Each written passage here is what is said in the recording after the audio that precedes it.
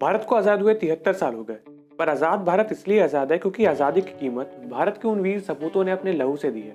ऐसे ही वीर थे हमारे नेताजी सुभाष चंद्र बोस। नेताजी सुभाष चंद्र बोस केवल एक इंसान का नाम नहीं है, बल्कि ये नाम है उस वीर का जिनकी रगों में केवल देशभक्ति का खून बहता था। 23 जनवरी 1897 में कटक, ओडिशा में नेताजी सुभाष चंद्र बोस का जन्म हुआ। इनके पिताजी जानकी नाथ बोस कटक के मशहूर वकील थे और इनकी माँ का नाम प्रभावती देवी था। नेताजी एक संपन्न परिवार से थे, उन्हें अच्छी शिक्षा मिली। नेताजी ने 1919 में स्कॉटिश चर्च कॉलेज से फिलॉसफी में ग्रेजुएशन कंप्लीट किया। सुभाष चंद्र बोस के पिताजी चाहते थे कि सुभाष चंद्र बोस एक आईसीएस ऑफिसर बने, पर सुभाष चंद्र बोस स्वामी विवेकानंद जी के विचारों से बहुत प्रभावित हुए थे। वो भारत की आज़ादी में अपना योगदान देना चाहते थे, पर सुभाष चंद्र बोस को यूनिवर्सिटी ऑफ कैम्ब्रिज, इंग्लैंड जाना पड़ा सिविल सर्विस की प्रिपरेशन के लिए। 1920 में नेताजी ने आईसीएस में टॉप किया, उनकी चौथी रैंक थी। उस समय ये किसी भी भारतीय के लिए एक बड़ी कामयाबी थी, पर नेताजी अंग्रेजों की लूट नीति में शामिल नहीं होना चाहते थे।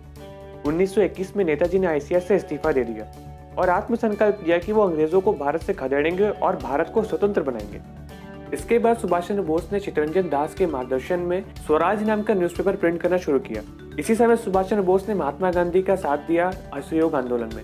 1923 में सुभाष चंद्र बोस को ऑल इंडिया यूथ कांग्रेस का प्रेसिडेंट बनाया गया। इसके बाद 1927 में इन्हें जवाहरलाल नेहरू के साथ कांग्रेस का जनरल सेक्रेटरी भी बनाया गया। 1930 में सुभाष चंद्र बोस यूरोप गए, जहां उन्होंने भारत की आज़ादी के विषय में यूरोपियन लीडर से बात की।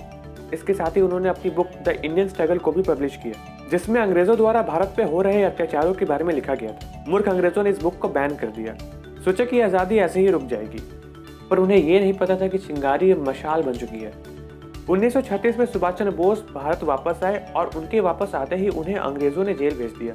जेल से रिहा होने के बाद नेताजी सुभाष चंद्र बोस को 1938 में इंडियन नेशनल कांग्रेस का प्रेसिडेंट चुना गया। हालांकि अहिंसावादी महात्मा गांधी को सुभाष चंद्र बोस की अहिंसा नीति पसंद नहीं थी, इसलिए सुभाष चंद्र बोस ने अपने पद से इस्तीफा दे दिया। इसके बाद सुभाष चंद्र बोस ने अलग अलग देशों में जाकर भारत की आज़ादी के समर्थन में मांग की, जिसके कारण ब्रिटिश गवर्नमेंट पर अलग अलग देशों से दबाव पड़ने लगे।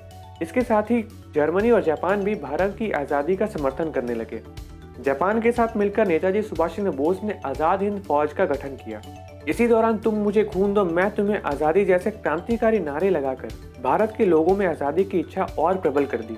6 जुलाई 1944 को आज़ाद हिंद रेडियो पर अपने भाषण के माध्यम से महात्मा गांधी को उन्होंने राष्ट्रपिता कहा और तभी गांधी जी ने उन्हें नेताजी भी कहा। 1945 में नेताजी का विमान दुर्घटनाग्रस्त हो गया और भारत माँ का दुलारा सदा के लिए राष्ट्र प्रेम की दिव्य ज्योति जलाकर अमर हो गया। हालांकि नेताजी सुभाष चंद्र बोस की मृत्यु एक मिस्टीरियस इंसिडेंट है और समय समय पर इसकी जांच भी हुई है।